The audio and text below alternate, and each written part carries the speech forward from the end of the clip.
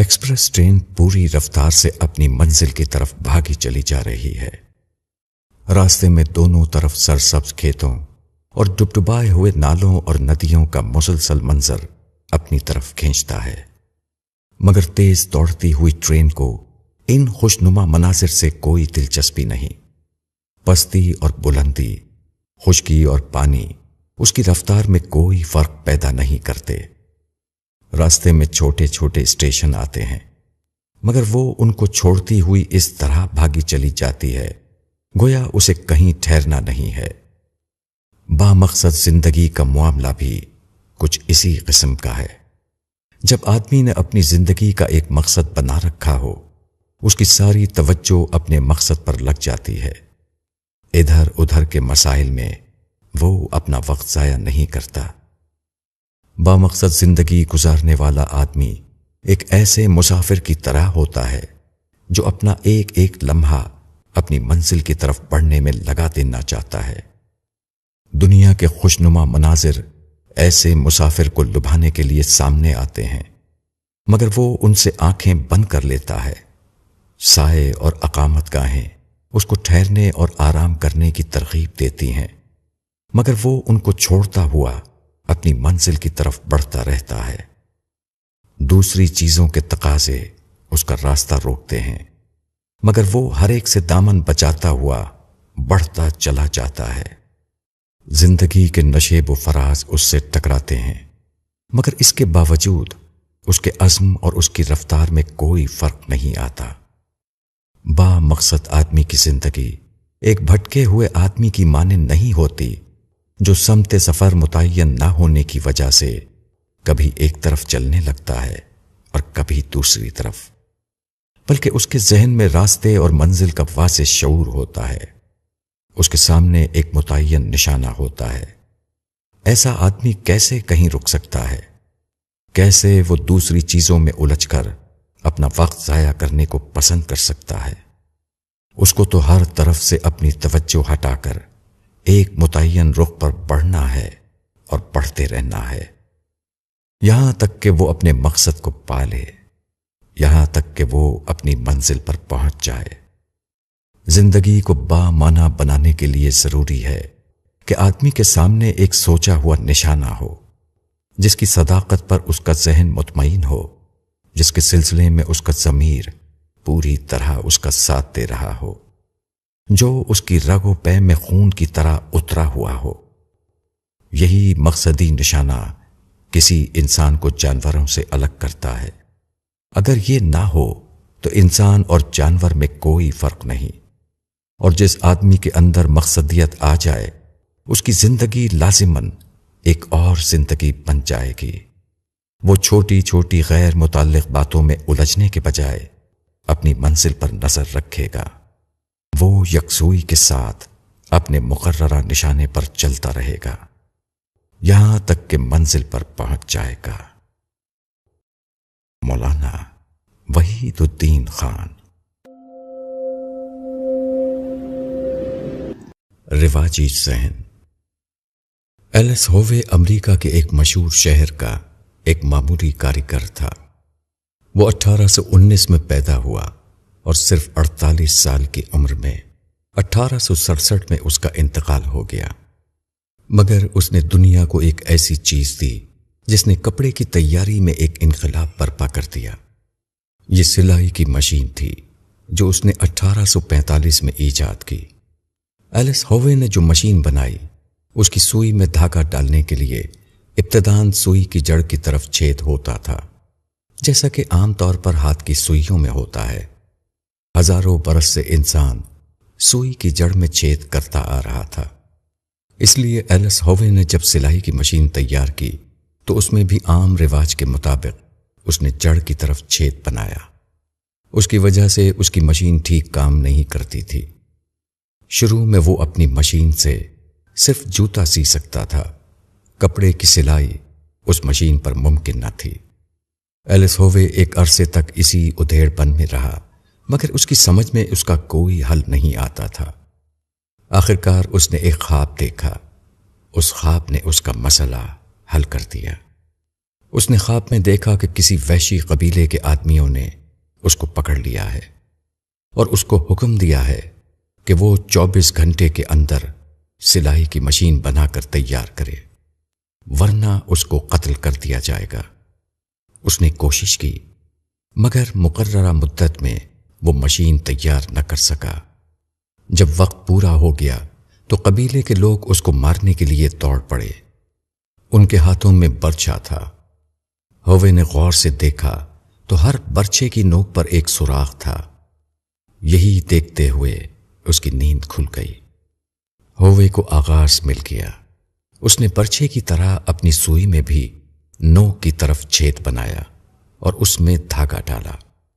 اب مسئلہ حل تھا۔ دھاگے کا چھید اوپر ہونے کی وجہ سے جو مشین کام نہیں کر رہی تھی وہ نیچے کی طرف چھید بنانے میں بخوبی کام کرنے لگی۔ ہوے کی مشکل یہ تھی کہ وہ رواجی ذہن سے اوپر اٹھ کر سوچ نہیں پاتا تھا۔ وہ سمجھ رہا تھا کہ جو چیز ہزاروں سال سے چلی آ رہی ہے وہی صحیح ہے۔ جب اس کے لاشعور نے اس کو تصویر کا دوسرا رخ دکھایا، اس وقت وہ معاملے کو سمجھا اور اس کو فوراً حل کر لیا۔ جب آدمی اپنے آپ کو ہمتن کسی کام میں لگا دے تو وہ اسی طرح اس کے رازوں کو پا لیتا ہے جس طرح مذکورہ شخص نے پا لیا۔ مولانا وحید الدین خان۔ مقصدیت۔ جاپان نے 1931 میں چین کے شمال مشرقی حصے منچوریا پر قبضہ کر لیا اور وہاں اپنی پسند کی حکومت قائم کر دی۔ اس کے بعد چین اور جاپان کے تعلقات خراب ہو گئے۔ 7 جولائی 1937 کو بیجنگ کے پاس مارکو پولو برج کا واقعہ پیش آیا۔ اس واقعے نے دبے ہوئے جذبات کو بھڑکا دیا اور دونوں ملکوں کے درمیان فوجی ٹکراؤ شروع ہو گیا جو بالآخر دوسری جنگ عظیم تک جا پہنچا۔ اس وقت سے چین اور جاپان کے درمیان نفرت اور کشیدگی پائی جاتی تھی۔ چند سال پہلے جاپان اور چین کے درمیان ایک معاہدہ ہوا۔ اس کے مطابق جاپان کو چین میں ایک سٹیل مل قائم کرنا تھا، مگر معاہدے کی تکمیل کے بعد چینی حکومت نے اچانک اس کو منسوخ کر دیا۔ چین کے نئے وزیر اعظم ڈینگ جاؤپنگ نے حال میں اشتراکی انتہا پسندی کو ختم کیا اور کھلے دروازے یعنی اوپن ڈور کی پالیسی اختیار کی تو جاپان کے لیے دوبارہ موقع مل گیا۔ چنانچہ آج کل جاپان نے چین میں زبردست یورش کر رکھی ہے۔ اگر آپ جاپان سے چین جانا چاہیں تو آپ کو ہوائی جہاز میں اپنی سیٹ 3 ماہ پیش کی بک کرانی ہوگی۔ جاپان سے چین جانے والے ہر جہاز کی ایک ایک سیٹ بھری ہوئی ہوتی ہے۔ چین میں تجارت کے زبردست امکانات ہیں۔ جاپان چاہتا ہے کہ ان تجارتی امکانات کو بھرپور استعمال کرے۔ اس مقصد کے لیے جاپان نے یکلخت طور پر ماضی کی تلخ یادوں کو بھلا دیا۔ ایک سیاح کے الفاظ میں جاپان نے طے کر لیا کہ وہ چین کی طرف سے پیش آنے والی ہر ایذا رسانی کو یک طرفہ طور پر برداشت کرے گا۔ مذکورہ سیاح نے لکھا ہے کہ میرے قیام ٹوکیو جون 1985 کے زمانے میں ریڈیو بیجنگ نے اعلان کیا کہ چین ایک میوزیم بنائے گا جس میں تصویروں کے ذریعے یہ دکھایا جائے گا کہ جاپانیوں نے چینیوں کے اوپر ماضی میں کیا کیا مظالم کیے ہیں۔ اس میوزیم کا افتتاح 1987 میں ہوگا جبکہ مارکو پولو کے حادثے کو 50 سال پورے ہو جائیں گے۔ جاپانیوں سے اس خبر پر تبصرہ کرنے کے لیے کہا گیا تو انہوں نے خاموشی اختیار کی۔ جب زیادہ زور دیا گیا تو انہوں نے جواب دیا، "You know, our Chinese friends have a way of twisting our tails and appealing to our conscience." آپ جانتے ہیں کہ یہ ہمارے چینی دوستوں کا مہمیز لگانے کا طریقہ ہے۔ وہ ہمارے ضمیر کو متوجہ کر رہے ہیں۔ ٹائمز آف انڈیا، 13 جون 1985۔ جاپان کے سامنے ایک مقصد تھا، یعنی اپنی تجارت کو فروغ دینا۔ اس مقصد نے جاپان کے اندر کردار پیدا کیا۔ اس کے مقصد نے اس کو حکمت، برداشت، اعراض کرنا اور صرف بقدر ضرورت بولنا سکھایا۔ اس کے مقصد نے اس کو بتایا کہ کس طرح وہ ماضی کو بھلا دے اور تمام جھگڑوں اور شکایتوں کو یک طرفہ طور پر دفن کر دے تاکہ اس کے لیے مقصد تک پہنچنے کی راہ ہموار ہو سکے۔ با مقصد گروہ کی نفسیات ہمیشہ یہی ہوتی ہے۔ خواہ اس کے سامنے تجارتی مقصد ہو یا کوئی دوسرا مقصد۔ اور جب کوئی گروہ یہ صفات کھو دے تو یہ اس بات کی علامت ہوتی ہے کہ اس گروہ نے مقصدیت کھو دی ہے۔ اس کے سامنے چونکہ کوئی مقصد نہیں، اس لیے اس کے افراد کا کوئی کردار بھی نہیں۔ موجودہ زمانے میں ہماری قوم کی سب سے بڑی کمزوری اس کی بے کرداری ہے۔ جس میدان میں بھی تجربہ کیجئے، آپ فوراً دیکھیں گے کہ لوگوں نے اپنا کردار کھو دیا ہے۔ ان کے اوپر کسی ٹھوس منصوبے کی بنیاد نہیں رکھی جا سکتی۔ جہاں بھی انہیں استعمال کیا جائے وہ دیوار کی کچی اینٹ ثابت ہوتے ہیں، وہ دیوار کی پختہ اینٹ ہونے کا ثبوت نہیں دیتے۔ اس کمزوری کی اصل وجہ یہی ہے کہ آج ہماری قوم نے مقصد کا شعور کھو دیا ہے۔ وہ ایک بے مقصد گروہ ہو کر رہ گئے ہیں۔ ان کے سامنے نہ دنیا کی تعمیر کا نشانہ ہے اور نہ آخرت کی تعمیر کا نشانہ۔ یہی ان کی اصل کمزوری ہے۔ اگر لوگوں میں دوبارہ مقصد کا شعور زندہ کر دیا جائے تو دوبارہ وہ ایک جاندار قوم نظر آئیں گے۔ وہ دوبارہ ایک باکردار گروہ بن جائیں گے، جس طرح وہ اس سے پہلے ایک باکردار گروہ بنے ہوئے تھے۔ قوم کے افراد کے اندر مقصد کا شعور پیدا کرنا ان کے اندر سب کچھ پیدا کرنا ہے۔ مقصد آدمی کی چھپی ہوئی قوتوں کو جگا دیتا ہے، وہ اس کو نیا انسان بنا دیتا ہے۔ پروفیسر پال ڈیرک 1902 میں پیدا ہوئے۔ اکتوبر 1948 میں انہوں نے 82 سال کی عمر میں فلوریڈا میں وفات پائی۔ وہ جدید دور میں نیوٹن اور آئنسٹائن کے بعد سب سے زیادہ ممتاز سائنسدان سمجھے جاتے ہیں۔ ان کو نوبل انعام اور دوسرے بہت سے اعزازات حاصل ہوئے۔ پال ڈیرک کے نام کے ساتھ کوانٹم میکینیکل تھیوری منسوب ہے۔ یہ سائنسی نظریہ ایٹم کے انتہائی چھوٹے ذرات سے بحث کرتا ہے۔ انہوں نے سب سے پہلے اینٹی میٹر کی پیشن گوئی کی، جو بعد کو مزید تحقیقات سے ثابت ہو گیا۔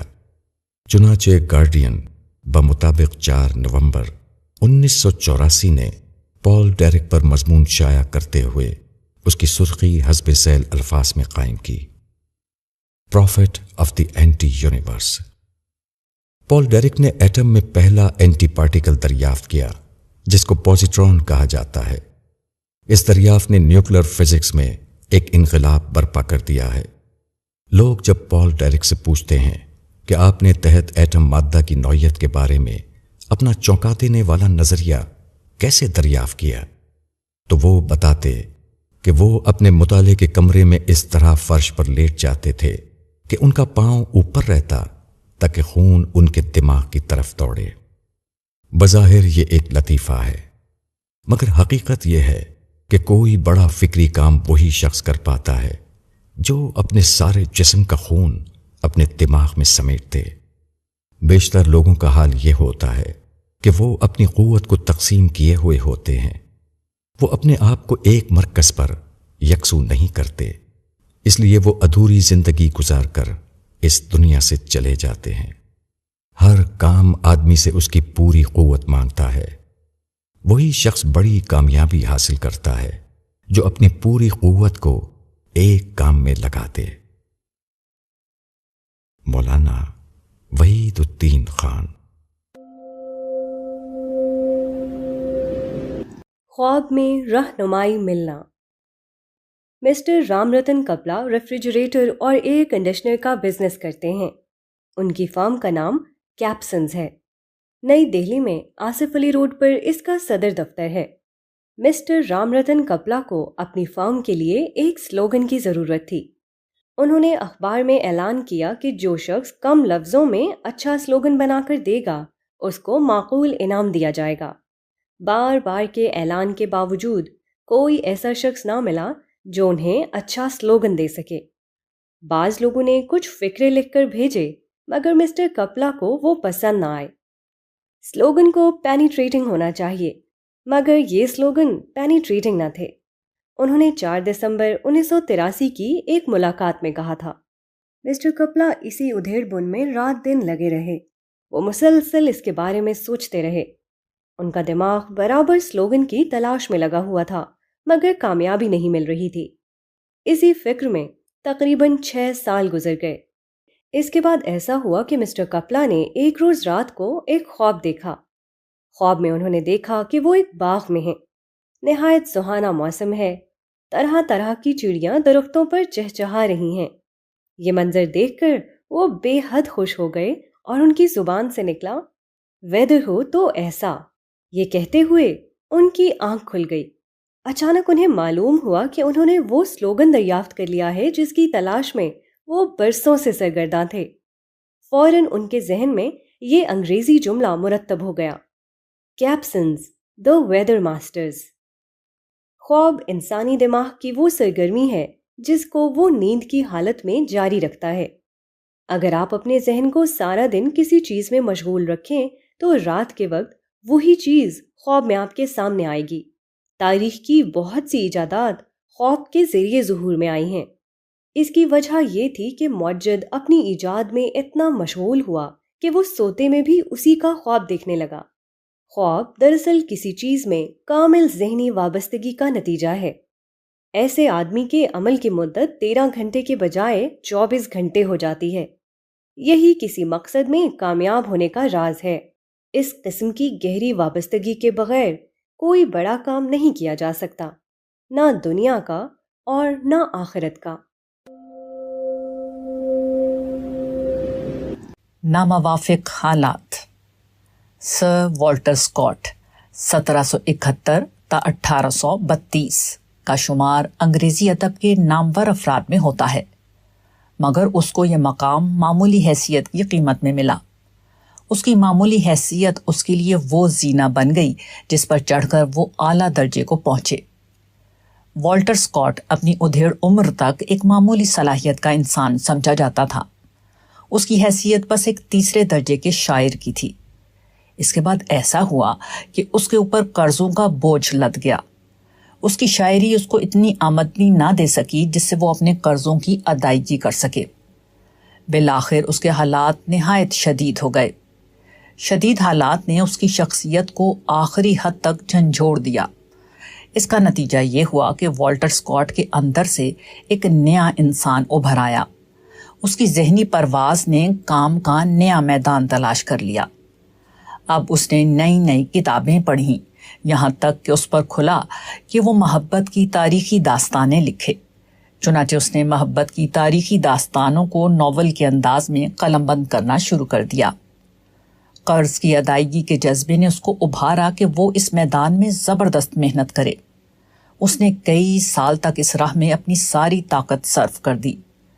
اس کو اپنی کہانی بازار میں اچھی قیمت پر فروخت کرنی تھی، اور یہ اسی وقت ممکن تھا جبکہ اس کی کہانیاں اتنی جاندار ہوں کہ قارئین کی توجہ اپنی طرف کھینچ سکیں۔ چنانچہ ایسا ہی ہوا۔ والٹر اسکاٹ کی غیر معمولی محنت اس کی کہانیوں کی مقبولیت کی ضامن بن گئی۔ اس کی لکھی ہوئی کہانیاں اتنی زیادہ فروخت ہوئیں کہ اس کا سارا قرض ادا ہو گیا۔ والٹر اسکاٹ پر اگر یہ آفت نہ آتی تو اس کے اندر وہ زبردست محرک پیدا نہیں ہو سکتا تھا جس نے اس سے وہ کہانیاں لکھوائیں اور جس نے اس کو انگریزی ادب میں غیر معمولی مقام دے دیا۔ اس کے بعد والٹر اسکاٹ کو سر کے خطاب سے نوازا گیا۔ والٹر اسکاٹ کے لیے قرض کا مسئلہ نہایت جانگوداز مسئلہ تھا، لیکن اگر یہ جانگوداز مسئلہ نہ ہوتا تو والٹر اسکاٹ سر والٹر اسکاٹ بھی نہ بنتا۔ میں پڑھ کر پڑھاؤں گا۔ فادر ہنری ہیرس ایک اسپینی مسیحی تھے۔ وہ 34 سال کی عمر میں 18 نومبر 1922 کو بمبئی کے ساحل پر اترے۔ ہندوستان کی زمین نے ان کو متاثر کیا۔ ان کو محسوس ہوا کہ ان کے تبلیغی حوصلے کے لیے اس ملک میں کام کا اچھا میدان ہے۔ انہوں نے طے کر لیا کہ وہ یہاں رہ کر تبلیغی کام انجام دیں گے، مگر ہندوستان ان کا وطن نہیں تھا۔ کام سے پہلے ضروری تھا کہ یہاں ان کے لیے قیام کی کوئی بنیاد ہو۔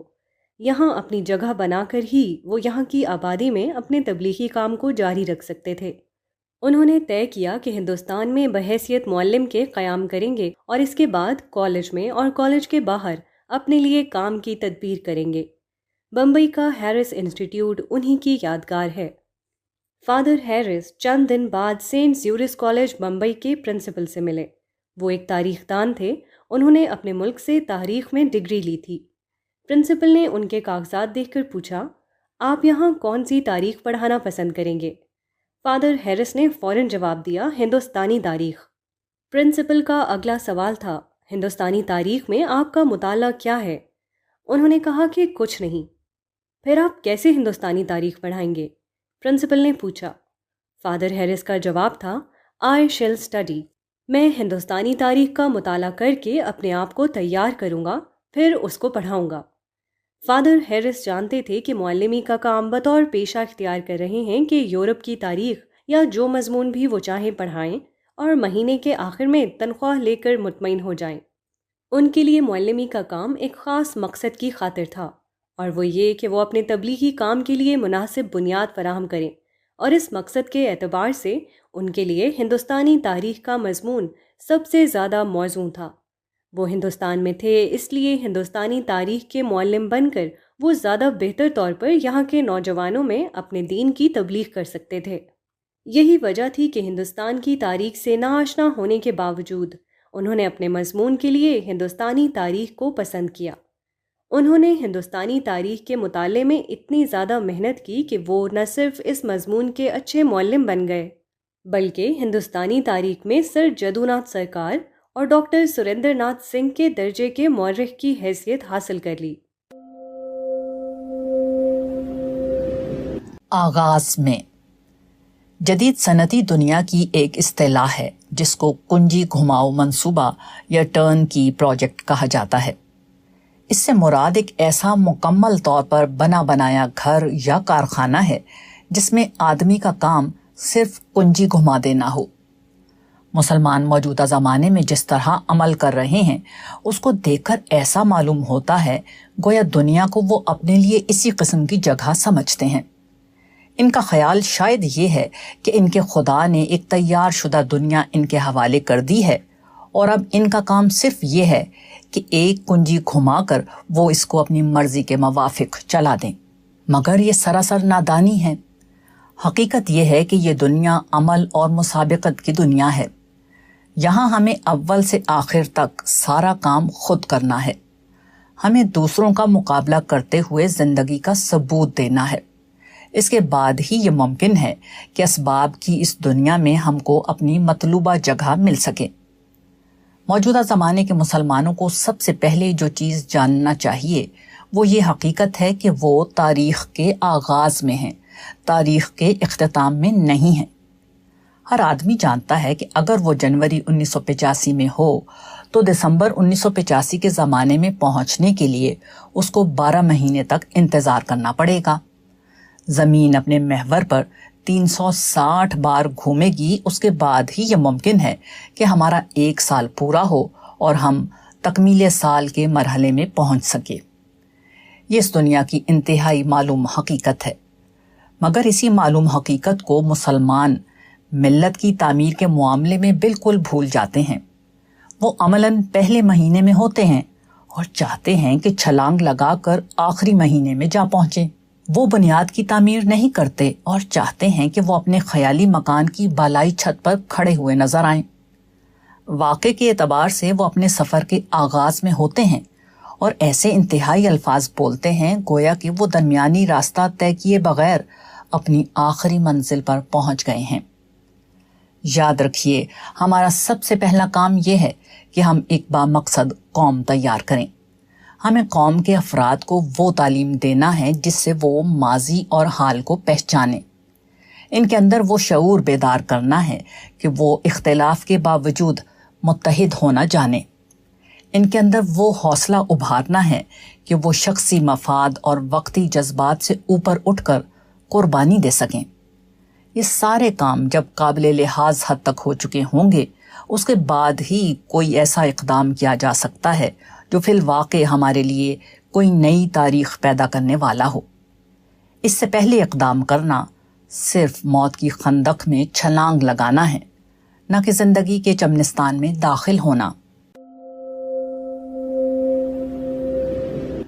نئی طاقت جاگ اٹھی۔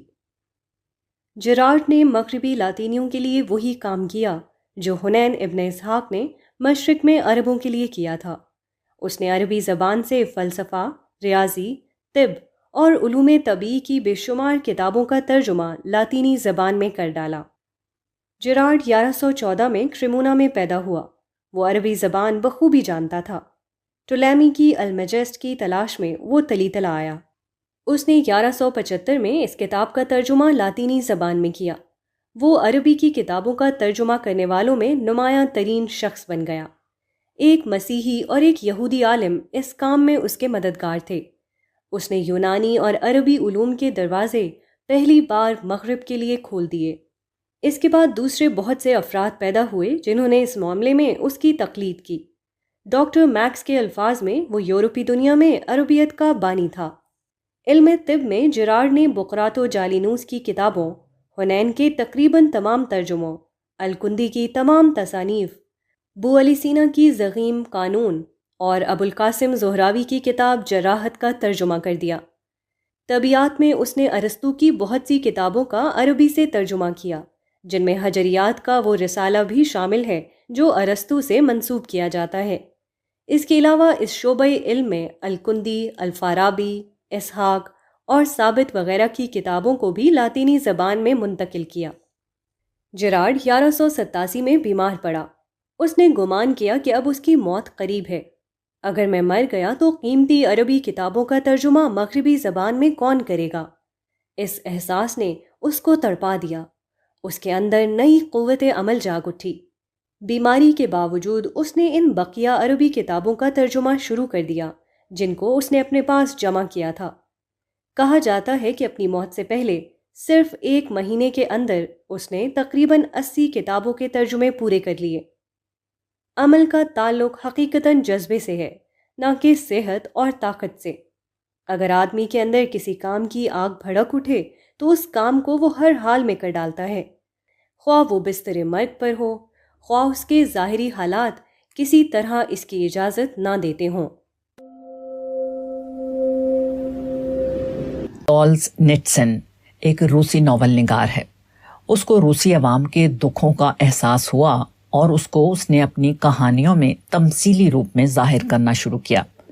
اس کے نتیجے میں وہ روس کی اشتراکی حکومت کی نظر میں ناپسندیدہ شخص بن گیا۔ چنانچہ اس نے اپنا وطن چھوڑ کر امریکہ میں پناہ لے لی۔ وہ امریکہ کی ایک بستی ورماؤنٹ میں خاموشی کی زندگی گزار رہا ہے اور اپنے خیالات کتابوں کی صورت میں مرتب کرنے میں مصروف ہو گیا۔ مئی 1982 میں سولزنیٹسن کو امریکی حکومت کا ایک دعوت نامہ ملا۔ اس کے اعزاز میں واشنگٹن کے وائٹ ہاؤس میں ایک سرکاری تقریب کا اہتمام کیا گیا تھا، جس میں دوسرے معزز لوگوں کے علاوہ خود صدر امریکہ بھی شریک ہوتے۔ نیز اس دوران میں امریکی صدر ریگن اور سولزنیٹسن کے درمیان 15 منٹ کی ایک خصوصی ملاقات بھی شامل تھی۔ سولزنیٹسن نے صدر امریکہ کے نام 3 مئی 1982 کو ایک جوابی خط لکھا، جس کے ذریعے تقریب میں شرکت سے قطعی معذوری ظاہر کی۔ اس نے لکھا کہ زندگی کے جو مختصر لمحات میرے پاس رہ گئے ہیں وہ مجھے اس بات کی اجازت نہیں دیتے کہ میں رسمی ملاقاتوں میں اپنا وقت صرف کروں۔ The lifespan at my disposal does not leave any time for symbolic encounters۔ سولزنیٹسن کے سامنے ایک محدود مقصد تھا، یعنی روسی عوام کی دکھ بھری زندگی کو ناول کے انداز میں پیش کرنا۔ اس مقصد نے اس کے اوقات پر اتنا قبضہ کر لیا کہ اس کے لیے اس کے سوا کوئی چارہ نہ رہا کہ وہ صدر امریکہ کے دعوت نامے کو رد کر دے۔ آدمی کے سامنے اگر کوئی واضح مقصد ہو تو اس کا یہی حال ہوتا ہے، مگر جب آدمی کی زندگی مقصد سے خالی ہو جائے تو اس کی نظر میں اپنے وقت کی کوئی قیمت نہیں رہتی۔ وہ اپنا اندازہ خود اپنی رائے سے کرنے کے بجائے دوسروں کی رائے سے کرنے لگتا ہے۔ وہ رسمی جلسوں اور تقریبات میں رونق کا سامان بنتا رہتا ہے۔ وہ اپنے لیے جینے کے بجائے دوسروں کے لیے جینے لگتا ہے، یہاں تک کہ اس کی عمر پوری ہو جاتی ہے۔ بظاہر مصروفیتوں سے بھری ہوئی ایک زندگی اس طرح اپنے انجام کو پہنچ جاتی ہے کہ اس کے پاس ایک خالی زندگی کے سوا اور کوئی سرمایہ نہیں ہوتا۔ کچھ اور کرنا ہے۔ 18ویں صدی میں جن انگریزوں کی سرفروشی نے ہندوستان کو برطانیہ کی نو آبادی بنایا، ان میں لارڈ رابرٹ کلائیو کا نام سر فہرست ہے۔ 1743 میں جب کہ اس کی عمر 18 سال تھی، وہ ایسٹ انڈیا کمپنی کے ایک کلرک کی حیثیت سے مدراس آیا۔ اس وقت اس کی تنخواہ صرف 5 پاؤنڈ سالانہ تھی۔ یہ رقم اس کے خرچ کے لیے بہت ناکافی تھی، چنانچہ وہ قرضوں کے بوجھ کے نیچے دبا رہتا اور مایوسانہ جھنجھلاہٹ کے تحت اپنے ساتھیوں اور افسروں سے لڑتا جھگڑتا رہتا۔ اس کے بعد ایک حادثہ ہوا جس نے اس کی زندگی کے رخ کو بدل دیا۔ اس نے اپنی زندگی کو ختم کرنے کے لیے ایک روز بھرا ہوا پستول لیا اور اپنے سر کے اوپر رکھ کر اس کی لبلبی دبا دی، مگر اس کو سخت حیرت ہوئی جب اس نے دیکھا کہ اس کا پستول نہیں چلا ہے۔ اس نے پستول کھول کر دیکھا تو وہ گولیوں سے بھرا ہوا تھا۔ اپنے ارادے کی حد تک اپنے آپ کو ہلاک کر لینے کے باوجود بدستور زندہ حالت میں موجود تھا۔ یہ بڑا عجیب واقعہ تھا۔ رابرٹ کلائیو اس کو دیکھ کر چلا اٹھا، خدا نے یقیناً تم کو کسی اہم کام کے لیے محفوظ رکھا ہے۔ اب اس نے کلرکی چھوڑ دی اور انگریزی فوج میں بھرتی ہو گیا۔ اس زمانے میں انگریز اور فرانسیسی دونوں بیک وقت ہندوستان میں قدم جمانے کی کوشش کر رہے تھے۔ اس سلسلے میں دونوں کے درمیان جنگ چھڑ گئی۔ اس جنگ میں رابرٹ کلائیو نے غیر معمولی صلاحیت اور بہادری کا ثبوت دیا۔ اس کے بعد اس نے ترقی کی اور اس کو انگریزی فوج میں کمانڈر ان چیف کی حیثیت حاصل ہو گئی۔ جس کلائیو نے مایوس ہو کر خود اپنے ہاتھ سے اپنے اوپر پستول چلایا تھا، اسی کو اس کے بعد یہ مقام ملا کہ برطانیہ کی تاریخ میں ہندوستان کے اولین فاتح کی حیثیت سے لکھا گیا۔ ہم میں سے ہر شخص کے ساتھ یہ واقعہ پیش آتا ہے کہ وہ کسی شدید خطرے میں پڑنے کے باوجود موت ذاتی طور پر اس سے بچ جاتا ہے۔ تاہم بہت کم لوگ ہیں جو رابرٹ کلائیو کی طرح اس سے سبق لیتے ہوں، جو اس طرح کے واقعات میں قدرت کا یہ اشارہ پڑھ لیتے ہوں کہ ابھی تمہارا وقت نہیں آیا، ابھی دنیا میں تم کو اپنے حصے کا کام کرنا باقی ہے۔ ہر آدمی کو دنیا میں کام کرنے کی ایک مدت اور کچھ مواقع دیے گئے ہیں۔ یہ مدت اور مواقع اس سے اس وقت تک نہیں چھنتے جب تک خدا کا لکھا پورا نہ ہو جائے۔ اگر رات کے بعد خدا آپ کے اوپر صبح طلوع کرے تو سمجھ لیجئے کہ خدا کے نزدیک ابھی آپ کے عمل کے کچھ دن باقی ہیں۔ اگر آپ حادثات کی اس دنیا میں اپنی زندگی کو بچانے میں کامیاب ہیں تو اس کا مطلب یہ ہے کہ خدا کے منصوبے کے مطابق آپ کو کچھ اور کرنا ہے جو ابھی آپ نے نہیں کیا۔